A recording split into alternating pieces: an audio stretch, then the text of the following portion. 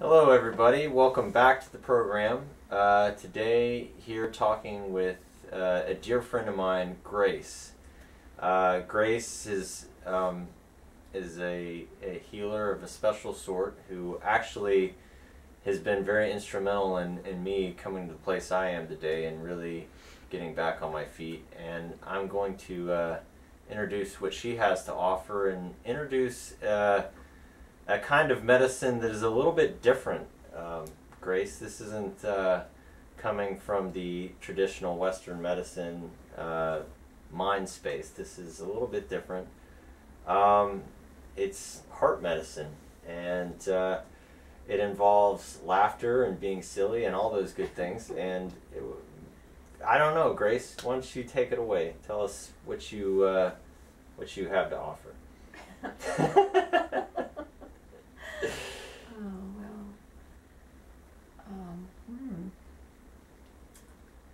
Yeah, well, I've been a healer for all of this life. I work with energy, I work with my hands, transmitting energy through my hands. I'm an empath, meaning I can feel into a person's, not only their body, but their emotional body. I can feel into their heart very clearly. So I work with people to help them. Well, I come from the premise that our body and our mind are one and the same, that we're a body-mind, that they're not two. So what happens in our body is actually something being reflected from deeper within us, from the mind. But when I say mind, I mean more subconscious mind, and which is primarily emotional mind, emotions. And there's so many emotions that we carry that we haven't been able to fully feel or process because they involve pain. And many of these have been traumas from childhood, from family, from even ancestral. They've been something carried down from our parents, our grandparents, our ancestry. A pain that is more emotional in nature, but when it isn't fully processed, so to speak, if it isn't fully felt, because the only way to really be clear and free in our heart is to let every feeling flow through us. The feelings get stuck because we're afraid to feel certain things. We're told don't cry or don't be afraid, or a lot of feelings we're made to feel shameful about, for instance anger or sadness or hurt. In our society we tend to feel like we need to be fine all the time. So there's a lot of lonely people. Pretty much everybody is carrying some lonely place inside they feel is they're not able to show. They're not able to really reveal those parts of their self, these parts that are hurting. Those places that aren't able to have full expression become suppressed, and when they do, they create problems. And this is generally, well, I will say all the time. A person could come to me for any sort of physical thing, for instance, even life-threatening diseases like cancer, or even injuries, even accidents. And you could say, this happened to me. But there's certain ways we can track it through the body. The body will tell me, like, what's going on within that person's mind, i.e. subconscious mind, emotional heart, that sort of created the fertile ground for that accident to happen, or for that cancer to happen, or that disease, or that whatever it is that's showing up in their life that isn't working. So I don't see that there's any accidents in the universe. I feel everything is this eternal massage. The whole universe is sort of giving us experiences to wake us up. And the awakening is waking up in consciousness, and because we're a multidimensional being, we have a physical, emotional, mental, spiritual bodies. We're all of that. It means awakening in all those bodies. So I feel like to be a fully actualized human being, we need to be clear in our emotional body. This is where most of humanity gets stuck, It's just a lot of suppressed pain. And feeling everything too, not just, oh, the good feelings. I mean, it's one thing I've felt is healing isn't always just about feeling good all the time. I mean, sometimes it's going into, I remember when you did work on me, you were sort of going into those, like pushing me into memories that were maybe stuck in my cell tissue, that maybe I didn't want to go to consciously, and drawing that out of me and making me really bring that into full expression. Yeah. That was, and it was a very unique way of doing it. I'd never really experienced anything like that. I'd never cried like a baby like that, like I did around you, and it was so necessary. Just that purge, if you will. Yeah, because emotions are just energy. Mm-hmm. Emotion is energy in motion. Emotion.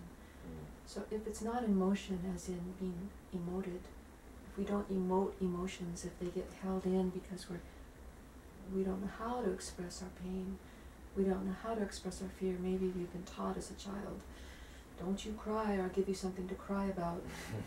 Or the kids have been told things like that, or for other reasons we're just afraid to. We aren't taught. We go to school and we're taught how to think. The intellect is developed and feelings are negated. Basically feelings are considered weak. Crying, especially for boys, but even for girls, it's kind of like, don't be a crybaby. So, but crying is a blessing. It's a beautiful way in which we're able to release energy that gets stuck in our body mind, and then it doesn't have to make us sick. It doesn't have to cause accidents.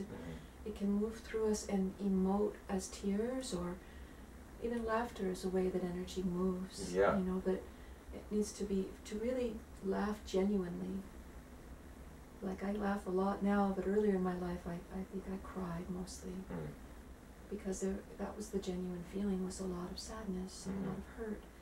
But as that gets released and those tears clean, I say the tears clean the heart, then we're able to actually feel a genuine joy that comes from our bellies, that we laugh from our bellies then, and then we can find an ecstasy in life that I think everybody wants ecstasy, but the other side of that is agony. So in order to feel ecstasy, you have to be willing to feel your agonies first. Right. Being open to all of the everything emotionally, to reach the depth and the heights, exactly. To experience all of it. So would you say that I mean, it sounds like what awakening is not, awakening to this, glorious, I mean, there is that side of it, but it's also just awakening to the intricacy of so many different emotions, so many different feelings, so many different things. Yeah, and I feel to be a genuine human being, I mean, we were created to feel. If we weren't, then why were we given emotional bodies? Why were we given a nervous system? Why were we given a heart? We were meant to feel everything, and we all love to feel good feelings. We love to love. We love to feel loved. We love to feel happy. We love to feel joy. But you can't fake those. You can try, but you all know where that goes. It's pretty empty. So, high incidences of drug use, alcoholism, escaping, trying to escape from pain that we're in denial of. Say, well, I'm sure I'm happy, but meanwhile that person is drinking or doing drugs, or even things like just flipping on the TV all the time to avoid meeting oneself, having distractions to run away from meeting. Like, who am I really? What's going on in here? What do I really feel? And to be able to navigate from our heart and from our belly, like have our gut feelings and say, I know what my truth is. I know what I feel is my truth. That's to be a genuine human being. I resonate with that so completely. I know that for me, my accident completely scrambled my brain and my mind and how I process things and how that worked. But I almost feel like it was an opportunity to get to in here, this part of me that prior to that, accident was very much, I don't know that it was ignored, but it was definitely quieted down. I didn't want to feel everything, because to me, my mind had taught me that it wasn't relevant, that it was just secondary, and then, but that's one thing I will say. Having this disrupted in the way that it was almost a gift, because it let me get in touch with this. All of a sudden, this became the primary focus, and this was proven to be sort of faulty at times. It didn't always lead me where I wanted to go, and got me into trouble. Whereas this, like, I knew that if I was leading from this space, like, I could trust it, come what may. So. Yeah. That's right. And you're such a heart-centered person, Claire. You have such a big heart, beautiful heart. So, you're an example of a person living from the heart.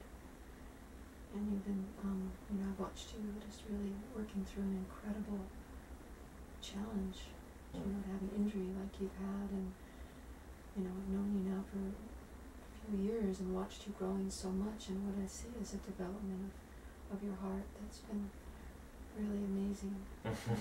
Really. Well, thank you. You have a big part in that, and I think you know that.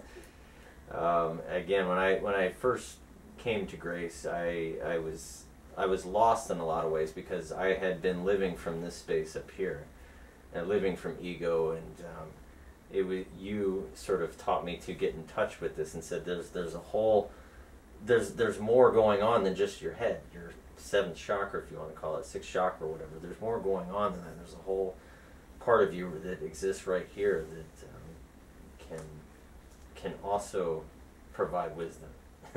So, yeah. Actually, I'll just say that wisdom only comes from the heart. Knowledge can come from the head. Yeah. Anybody can have knowledge. You can go online and read, and you can have online knowledge. Mm-hmm. You can take courses, you can study, and you can have knowledge. But you cannot be taught wisdom. Mm. You cannot get it online. You cannot get it from a teacher or a book. You can have the knowledge that can hopefully develop wisdom in you. But wisdom is something that lives in the heart, and it comes with time. Mm-hmm. It comes with a genuine cultivation of the heart, and a blending where it's where the mind, in all its profound brilliance and faculties, it still must be in the right relationship with the heart, that it's a servant of the heart. Mm-hmm. So our mind is meant to be servant of the heart, not master. Mm-hmm. Mm-hmm. So when the mind is in the correct relationship with our heart, its brilliance can be used to, the heart is guiding it to direct towards humanitarian purposes, to create, take care of our planet, to help people, to help humanity, to help the poor, to do all this, we can do but our earth is in the condition it's in where there's not enough of that going on, where people are concerned only with money and power, so-called power, the power over the planet, power over the earth, power over others, and the money that comes with it, the wealth. And then what's at stake is a whole planet, a whole humanity that is, because if anyone was in their heart, they would begin to feel and go, what I do to my planet, I do to my own body. This body is made of earth, air, fire, water, the same elements that the earth is. What we do to the earth, we do to ourselves.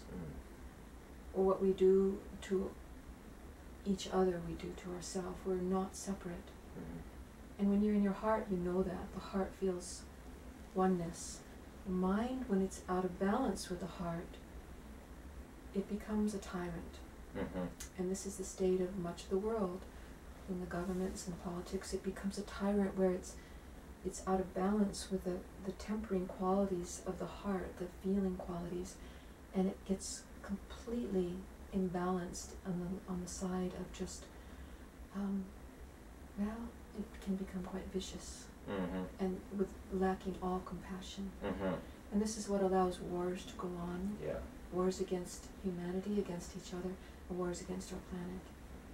Yeah, because it would seem, and I've always thought that the wars that we're fighting as nations are an expression of this disconnect from the heart.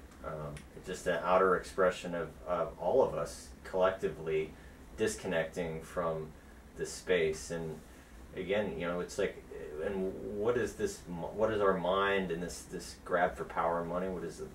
It's led us into individual isolation. Yeah. And a world, a planet at the brink of extinction. Yeah. You may as well say it like it is. Uh-huh. Because it's the truth. Right. And, you know, not to be in fear or doomsday, because we can turn it around. Mm-hmm. And maybe in the 11th hour and 57th second, as I heard an environmental scientist say. Mm-hmm. But he still wasn't being dire about it. He said we can turn it around, but we need to begin to wake up the heart. Mm-hmm. He said that too, and begin to recognize that we're all connected, we're all one with each other. What we do to our neighbor, we do to ourselves. What we do to our each other, what we do to our planet, we do to ourselves. And the only way we're going to know that is through our heart, with compassion. Even if I accidentally, I mean, I can't kill a bug. I will not. Okay, maybe a mosquito. I own that. Okay, all right. That's good to know, Yeah. gosh, because I do that too, and I was Yeah. like, oh no, Yeah. wow, I've been killing this. Okay. Yeah, okay, maybe a mosquito. Maybe a fly sometimes. But beyond that, no, I really can't, you know, because my empathic abilities, which are what allow me to help people.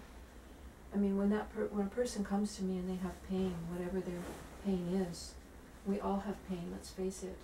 There's no one who's born into this world who leaves here unscarred, with a heart unscarred, I'll put it that way. And that's not like we're all victims here. No, we're all souls having this amazing planetary experience, this amazing human experience, to learn profound lessons here. But the main thing that we've come here to learn is love. Love, yes. Even the word earth, if you take the H off the end and put it to the front, it's heart. Yeah. So this planet is the planet of heart. Every soul who comes here is coming here to learn lessons about love, about the heart. So if we look that way and see that everything that's happening is really to bring us back to love. So even if we get to the point where we're right at the brink of extinction with our planet, it's not too late to wake up and go, oh my God, I love this planet, I love life, I love my families, I love life. Like, what are we going to do? We need to stop and really just start looking and seeing, like, I can't continue to go do these things. But, you know, to do that, the mind isn't going to do that on its own. It's very narrow. It's a heart. Only the heart is going to see, what am I doing, and begin to have compassion.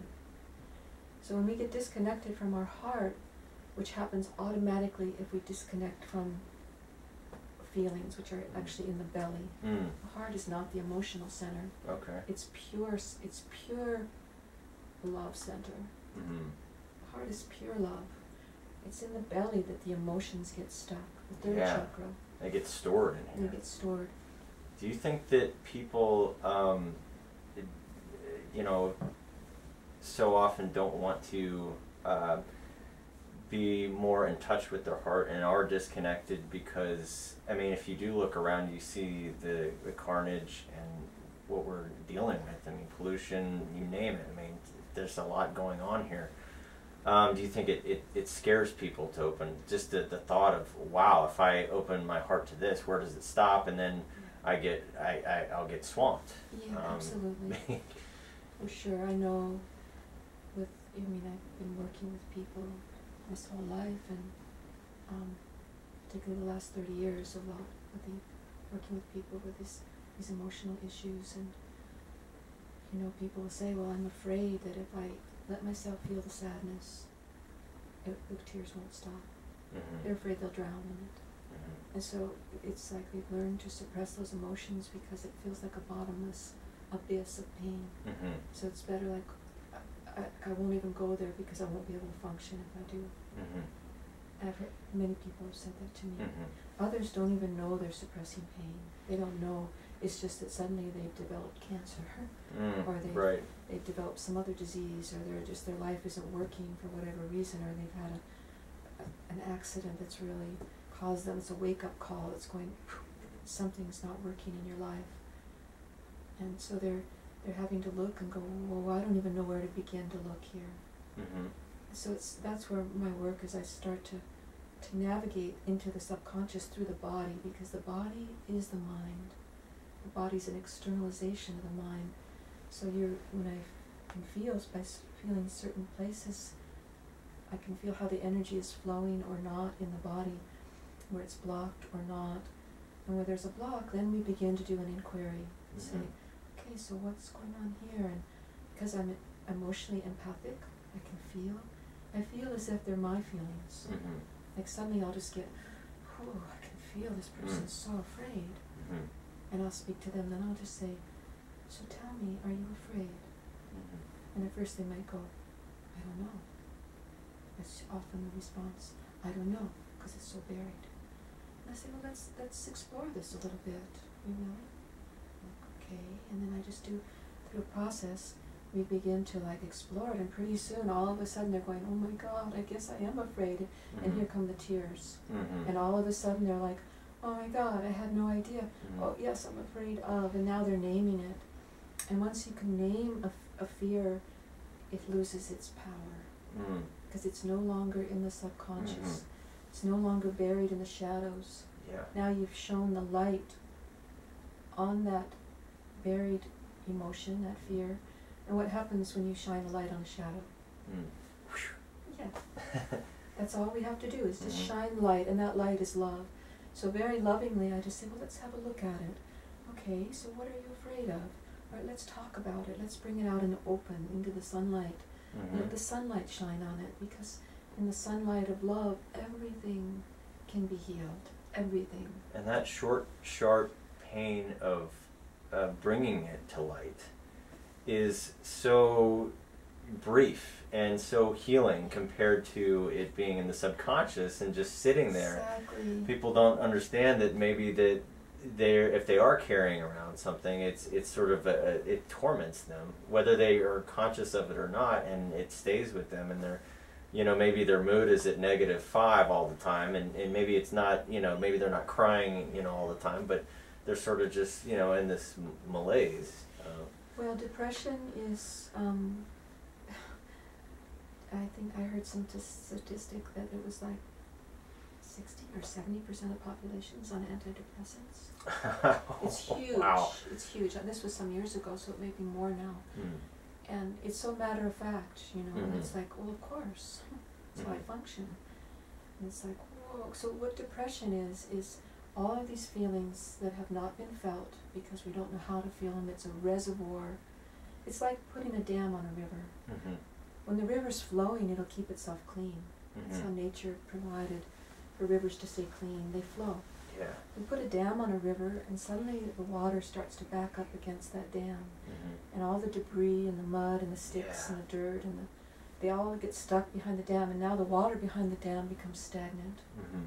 And it's the same in our body. We could call it stagnant qi. Mm-hmm. Qi being the life force in Chinese medicine, or it's our life force starts to get stuck because it's not flowing. Emotion is energy in motion. Right. So when emotions are flowing, it doesn't mean you're an emotional basket case always crying, but it means when you want to laugh, you laugh. When you want to cry, you cry. Same. Mm-hmm. It's not like, oh, I can only be happy. It's like, when I'm sad, I'm sad. Mm-hmm. When I'm hurting, I'm hurting. Mm-hmm. And there's no charge on it. Like, there's a whole society here that's like, it's not okay to be sad. Mm-hmm.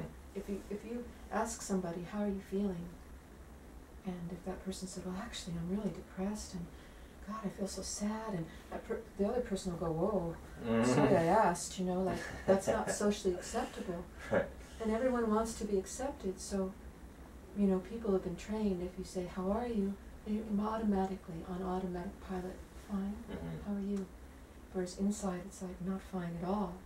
But if they stopped and really said, actually, I'm so depressed, and I'm feeling suicidal, and, I can't, but never mind, Mm-hmm. I'm fine. Would you say that for a lot of people, I don't know this, but because a lot of people are just, sort of depressed all the time, and they're sad, and it's like, oh, I mean, I can think of times in my life where I've been like, oh, do you want to hang out with this person tonight? I'm like, No, because they're always Yeah. sad. So Yeah. would in what you're describing as far as the blockage and the river being dammed up, which is a great analogy, would you say that can work in people being sad all the time? That they maybe there's something that's not flowing, and because Absolutely. if it's all flowing, then you would think that you'd be experiencing Absolutely. a little bit of everything. Yeah, what depression is sadness and fear and a whole host of other emotions that haven't been felt, and they implode. Mm-hmm. So rather than expressing, they implode. So that person, for whatever reason, maybe they've been starting from childhood, they're told, don't you cry, so go to your room. It can be something like that. Mm-hmm. Or a well-meaning parent even saying, you don't need to cry, don't be afraid, don't, the message from society is basically don't feel, like, okay, unless you're happy, I don't want to hear about it. So what if that child actually is, we're not happy all the time, let's be honest, we're human. Mm-hmm. Sometimes we are sad, but if we're able to express our sadness, sometimes we are afraid. If a loving parent were to come and say, come here, sweetie, what's the matter, come here, let me hold you, tell me all about it, what are you sad about? Mm-hmm. Talk to me, tell me. Mm-hmm. You can say, well, I feel sad because, and you're like, oh, that's okay, that's all right, you can be sad. Right. Or what are you afraid of? Well, that's okay. We all get afraid, and talk to me about it. So he has freedom to express his sadness, his fear, and so then, rather than the river being dammed, the river's Right. flowing because he just got to express it. What they're feeling is accepted. It's accepted Right. with love, Mm-hmm. and he feels safe to say he's not going to be rejected because he's going, oh, I feel so sad, and it's like, well, I don't want to hear about it. That's your problem. Go to your room. Mm. Instead, it's like, it's met with love. Come here, sweetheart. The heart space, and in connecting with that heart space and feeling the whole range of emotions, I mean, it certainly seems like common sense how there's value in that. Is there a wisdom in, I mean, because I don't even want to say it because it sounds foolish to say like managing your emotions. I mean, because you don't, I can see how people would not want to be, like they would be afraid to open up and of going crazy or something like that, or they're just, become unhinged. I don't know. Is there any wisdom to go along with opening up? Absolutely, and that's a really good question, because I think that is a main fear. It's, like, well, I don't want to be like this drama queen, to use that expression, or this emotional basket case, or like constantly in the ocean of emotion, and Mm-hmm. I think people have a lot of judgments on emotion, which I'll just say right here, I'll slip this in, this is really key, is that emotions are traditionally related more with the feminine. Okay. And that's just, to explain that, it means, of course, men feel emotions, but historically and culturally, men have been taught to sort of be the warriors and the guardians, and they have to be strong to protect. And so, on the battlefield, they can't get emotional. Mm-hmm. So from, or when they were hunting to feed the family back in the cave days or something, they couldn't get too emotional because it's like, we gotta feed the family, and so they had to stay. It's like they're wired a little differently. Mm-hmm. And but it's not that men don't have as deep a feeling as women, it's just that kind of historically and culturally and just, through ages, it sort of got trained out of them more to where it's like it's not as much on the surface or as easy for most men. Mm-hmm. I see a turning around of that where more men are opening to that and really coming back to learning how to feel their feelings and literally looking to women, like, show us how to do this, because we don't. And I think this is a really healthy sign of just the planet coming like a pendulum swing from an imbalance on the masculine, where it's been a very intellect, mental kind of imbalance, to where it's coming back into more like, let's bring it into balance with the heart. Mm-hmm. It doesn't mean we're going to be always emotionally, it means a balance. Mm-hmm.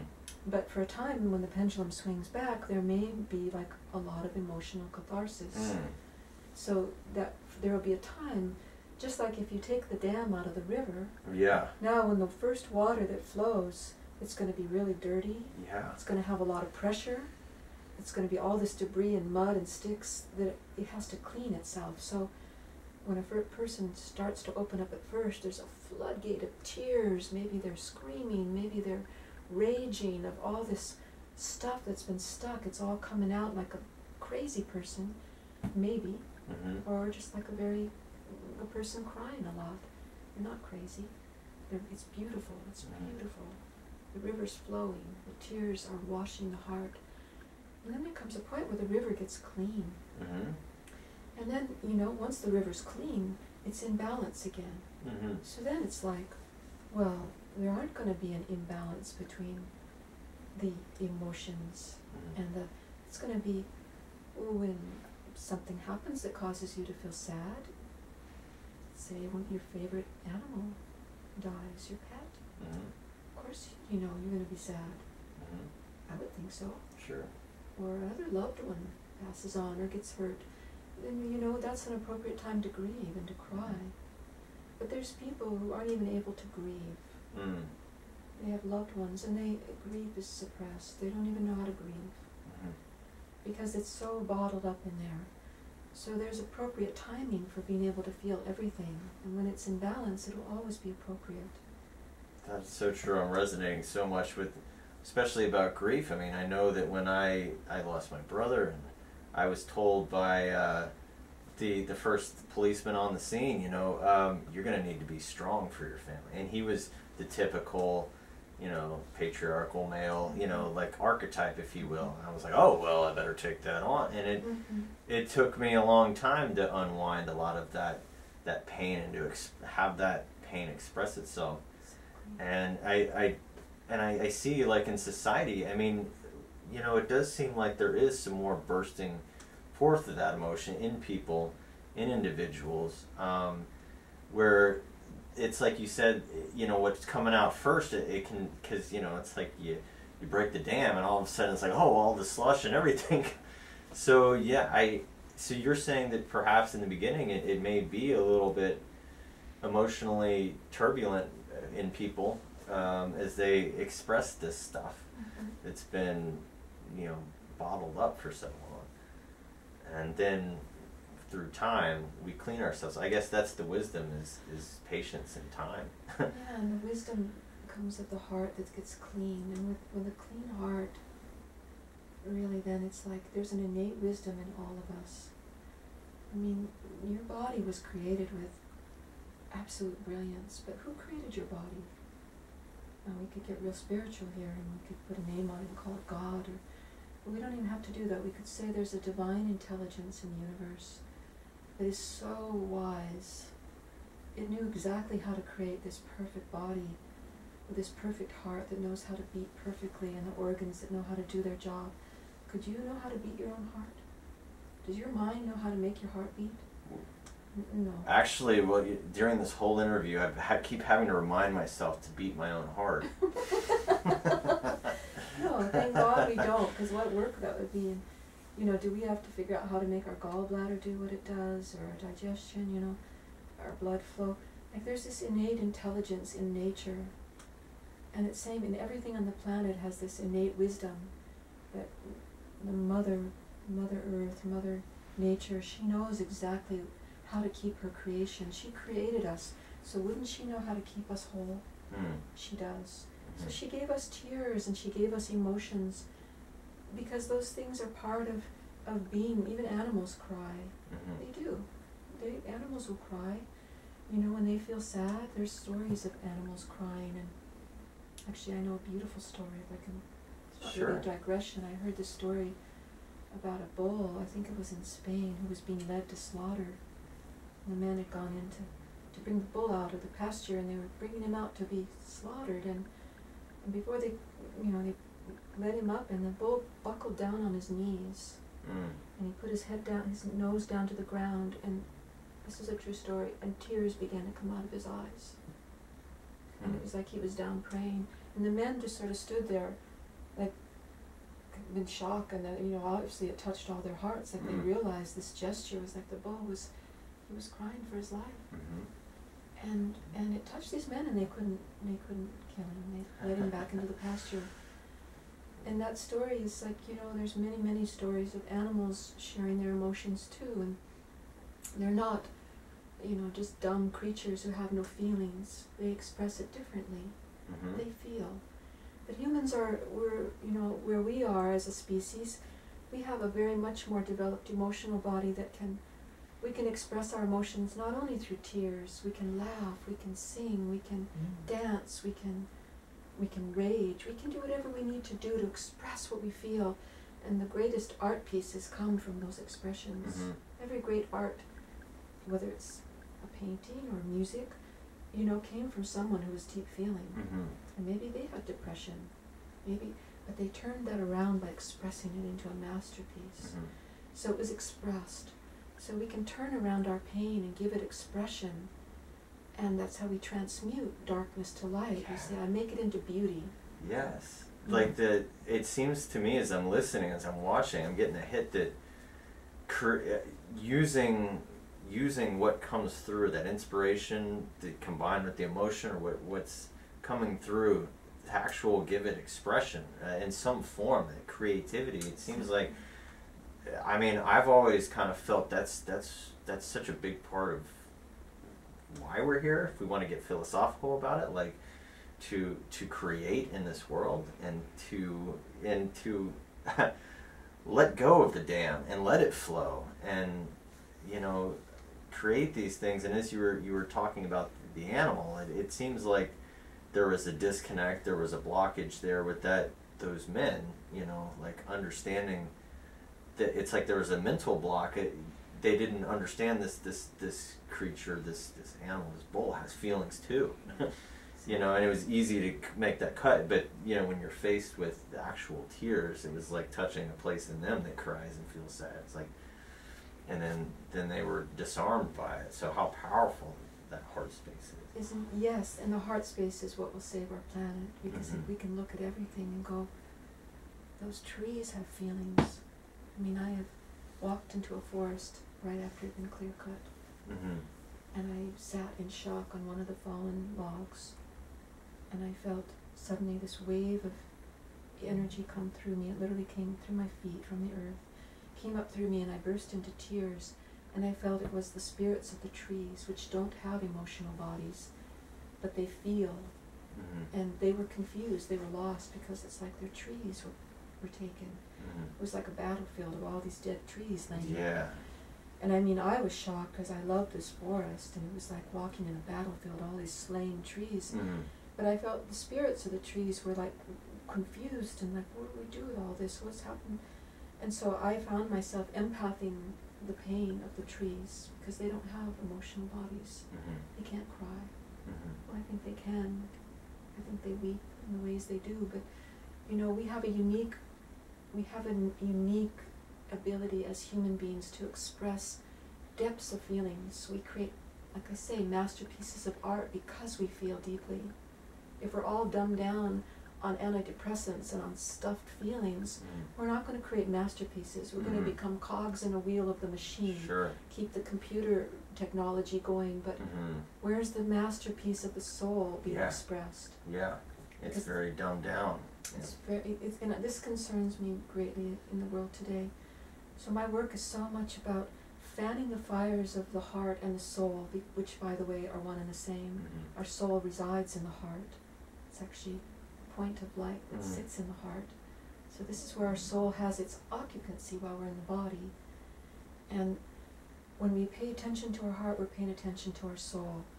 What am I here for? What's this precious life about? Because it's just a blink. Even if we live 100 years, it's a blink of an eye. So what are we going to do with this precious life, this Mhm. precious human birth?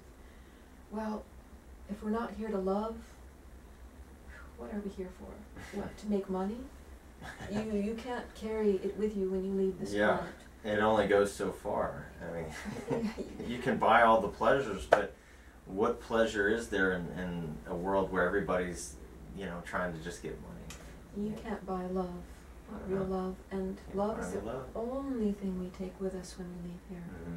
Because we do. The soul experiences love here, and it gains the wisdom of love, which is the only true energy in the universe. And when the soul leaves this body, it takes that that jewel of wisdom that it gained through the experience of love in this earthly form, this earthly experience. And it goes where it goes, and it's become a wiser soul because of having loved. That's why we come to this planet of the heart. So to be totally loving beings, people often come to me for healing and they'll say, "Can you open my heart?" And I'll say, "You were born with an open heart. It's your natural state." But the only thing that closes a heart, the only thing that can close the heart is fear. So what we need to do is explore our fears and really be honest and name them and bring them out in the open, and then bring love to them. Because the truth be told, love and fear are really the same energy. Fear, it's like the other side of the door. Fear is the shadow of love. That's why it's afraid. Because it doesn't know that it's love, so it's scared. We all get scared if we don't feel loved. And what every fear is a fear of not feeling loved. And what that does to our body when we're in fear, we clench up, and I remember, I used to, before, and sometimes I still do if I'm unconscious about it. I can get into this space of like sitting like this. What am I doing? I'm covering my heart. And have you noticed in people when you've helped people reconnect with their heart and love, like, does it change them physically and how they wear their body? Absolutely. Because that's how we get in, that's the doorway into, that's how I navigate. I'll start just feeling certain places where we hold tension in our body. Let's say in the neck and in the belly. These places are in the shoulders. These are particular places. But anywhere where there's tension in the body, that's contraction. That means we're tight, we're contracted. And what is contraction but a pulling in? And when we pull in because we're like this, I'm afraid. So pulling in is a non-verbal way of saying, don't hurt me. It's putting up a shield. It's contracting away from the possibility of being hurt. So any contraction in the body, oh, I got a stiff neck, oh, I got a bellyache, oh, my lower back.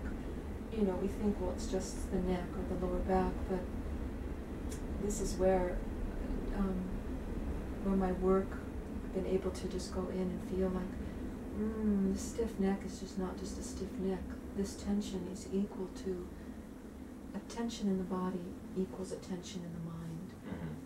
And by mind, I mean the subconscious mind. Tension means contraction, tightening. Tightening, contraction means fear. So that's what it all boils down to. What's the fear? What are you afraid of? That's the main question. When we can really look at our fears and say, yes, what am I afraid of? And face it and look at it. And that takes courage. We've been running our whole life from our fears. It's like a big shadow, and the more you run, the bigger it gets, but you don't dare look behind because it's getting bigger and bigger. But if you stop and face it, you'll see it's just a shadow. It's just a shadow. What's scary about a shadow? A shadow is made by something blocking the light. And what blocks our light is fear. And it creates the shadow. So we shine light on the fear, and then there's no more shadow. Because you just shine a love light on the fear and go, hello, fear, come here. Tell me who you are. Tell me your name. Oh, I'm afraid. I'm not good enough. That's a big one. I think you have such a gift for connecting with people's, I don't want to say vulnerability, but authenticity, that vulnerability may be what's exposing that fear. And it's so gentle, but it's like you have to create that nurturing space and that trust, which you do in your practice. And by doing that, like, people, it's like, okay, and you push in, you go into people, and it's like a little more, okay, a little more, let's work that out, and in the most gentle. This is not, I mean, it can appear grueling because people are going through this flood of emotion, but it is done with the softest touch. And yeah, I don't know if there's any one thing you want to say to that, but it is a miraculous process. It's done with love, because I have nothing but compassion for our human journey, and that's the most genuine and sincere thing I can say about myself and about life. Is I have infinite, really. I pray for more every day, so I won't say infinite, but I feel like that's what I've been developing. That's been my prayers, is to develop deeper and deeper compassion for our human journey. So even when somebody cuts in front of you in traffic and does crazy things out there in the world and you can get upset about, we can take every incident when someone's raging at you and turn it around and go, oh my gosh, if I look deeper, I can see this person must be in so much pain. Mm-hmm. He's in fear. Mm-hmm. She's in so much pain that she's got all her shields up and she's just like, you know, like the porcupine sending her quills, like, don't you get near me, don't you hurt me. Mm-hmm. And people, there's a lot of that going on in the world right now, where people are just all got their quills up and ready to project their pain on everyone else, the pain they haven't dealt with in themselves. And we can take it personal and send those quills right back and go, you're a bad person. Or we can, if we've developed our heart, if our heart has been cleaned, and that's the key, what cleans the heart is our tears, is our willingness to feel all the fears, face all the fears, name all the fears, and heal them by embracing them like they're our children. They're our little orphans that we've pushed away. We bring them all home to the heart until they all grow up and become part of us again, part of a whole human being here. And then we're able to love deeper. We're able to be a genuine loving human being, so that when somebody does something that hurts you, rather than just instantly responding in a hurtful way back, because that only creates wars, as we know. You know, instead of sending more arrows back or more bombs back, you stop and you say, whoa, you must be really hurting inside. I remember that. I remember when I would talk about somebody who's big and bad, or we'd see somebody, you know, and I would project, oh, what a horrible bad thing. You'd be like, oh, they're poor thing. They're so, you know, they're just hurting. Oh, poor them, you know.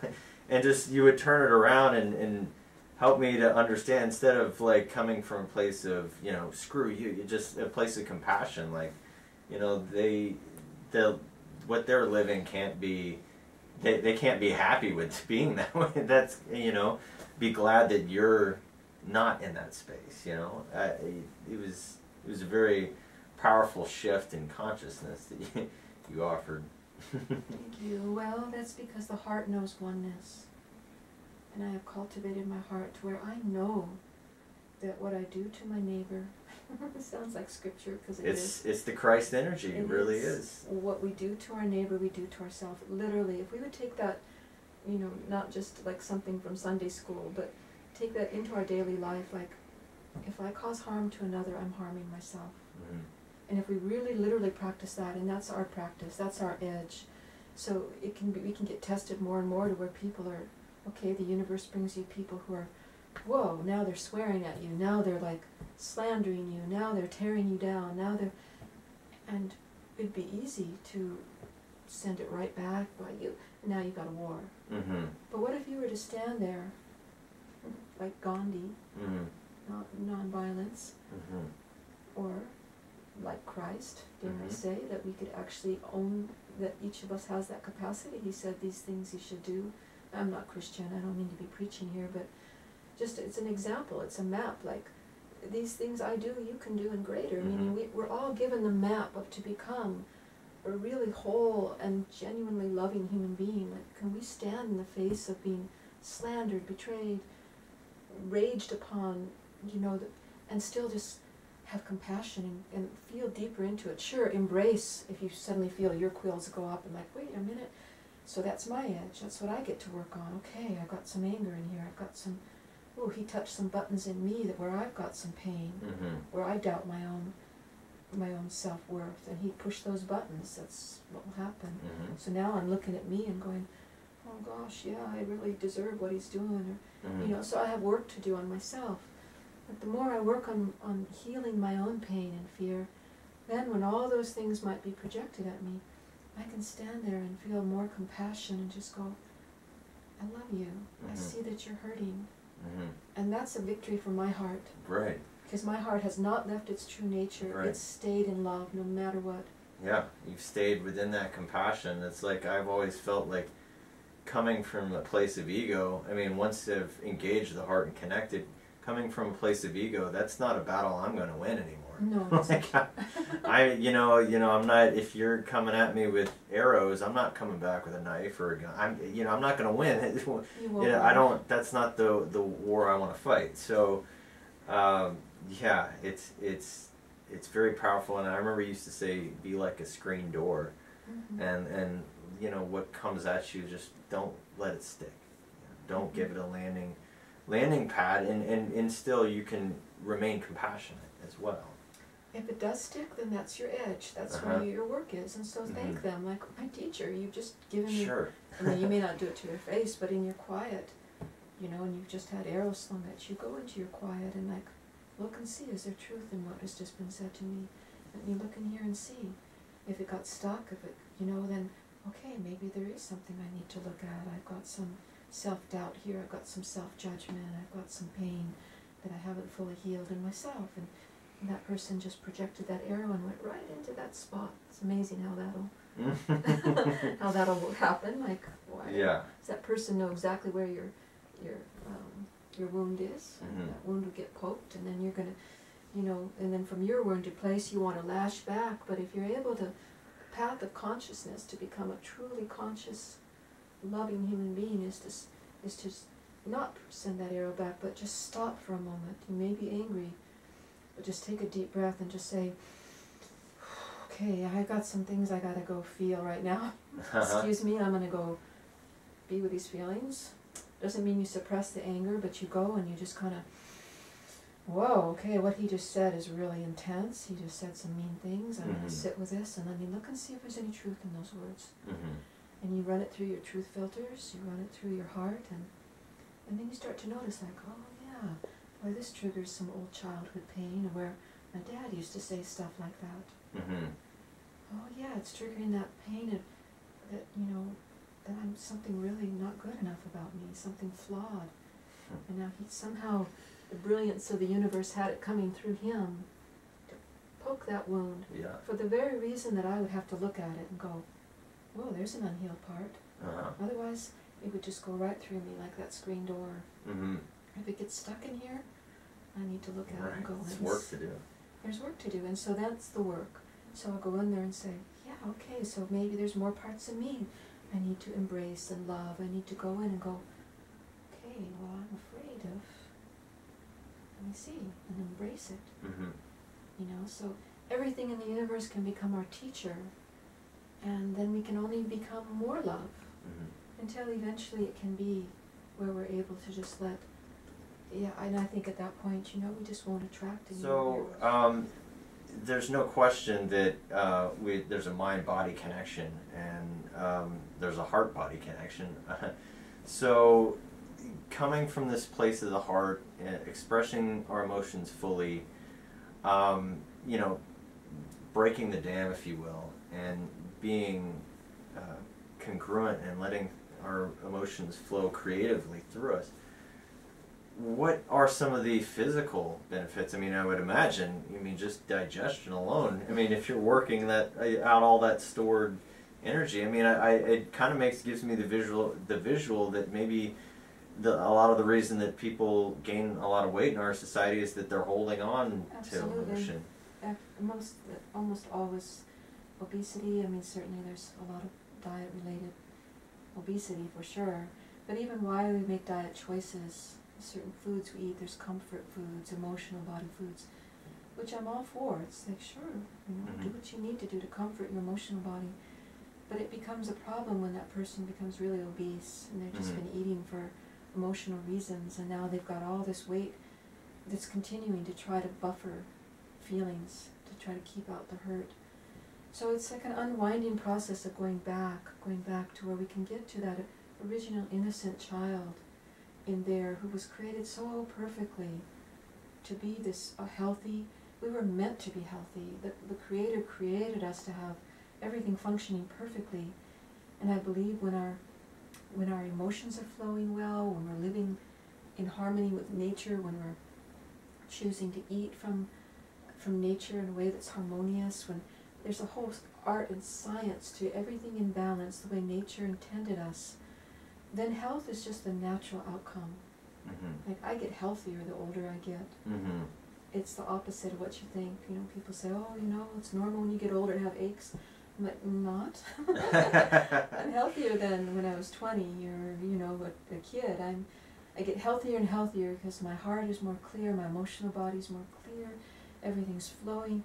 I'm not eating for emotional reasons, maybe occasionally, sure, Mm-hmm. I want a little chocolate or whatever, but I own it and go, yeah, I kind of need some emotional body food right now, a little chocolate would be nice. Mm-hmm. So that's fine, love yourself. It's all about loving ourselves, but own it and go, okay, I'm eating for emotional reasons. Mm-hmm. There's work to be done. Let me see what those emotions are. While you're eating the chocolate, you can even say it like, you know, I mean, chocolate's amazing because it helps open, it releases brain chemicals, endorphins, and helps open the heart, and so we start to feel loved. It kind of mimics, there's research on that, mimics the feeling of love, you know. I remember eating chocolate with you. It was never an unconscious, just, no, I'm just eating chocolate just because it's there. It was always like a ritual almost. It is. So, well, you know, and everyone loves chocolate pretty much, but you know, it's like we start to just relax and open up and enjoy life and go, you know.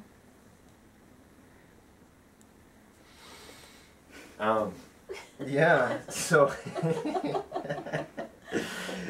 something funny just happened. We just watched a gorilla hang from a tree in the background. Anyway, Grace, thank you for coming on the program. It's been a real blessing, and just everybody, this is Grace, and she gets healthier and golden and thriving as she gets older. If looking at her is not proof that you know, there is something to her method, then I don't know what is. Thank you. Thank you. Thank you. Thank you, Clay.